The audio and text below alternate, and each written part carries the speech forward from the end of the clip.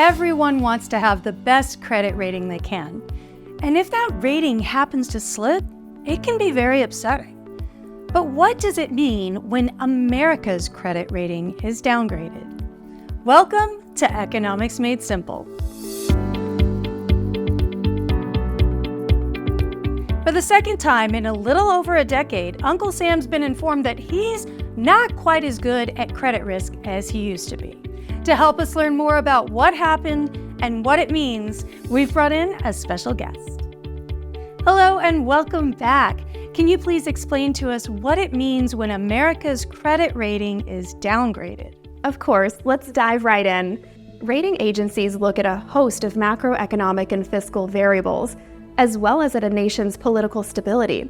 Countries are issued what are called sovereign credit ratings, which are expressed using letter grades. The AAA rating is the highest credit rating and indicates the lowest default risk. AA+, which is the rating the U.S. now has from Fitch, indicates very low default risk and a strong capacity for making good on financial commitments. Did Fitch say what led to its decision? Fitch highlighted 3 reasons for the downgrade: expected fiscal deterioration over the next 3 years, a high and growing government debt burden, and deterioration in standards of governance over the last 20 years.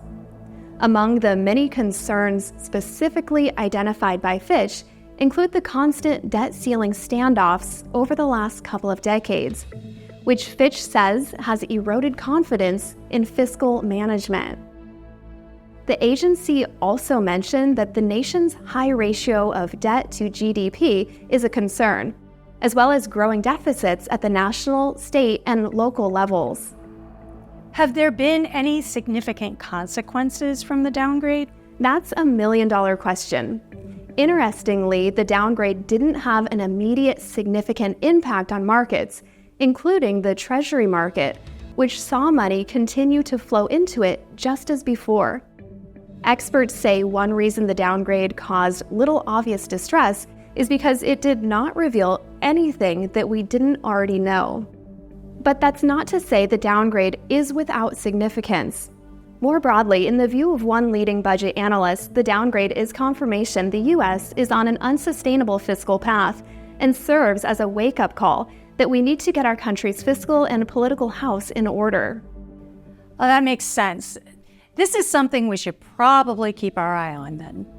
If there's one thing we've learned about the economy, it's to expect the unexpected. I'll see you again soon.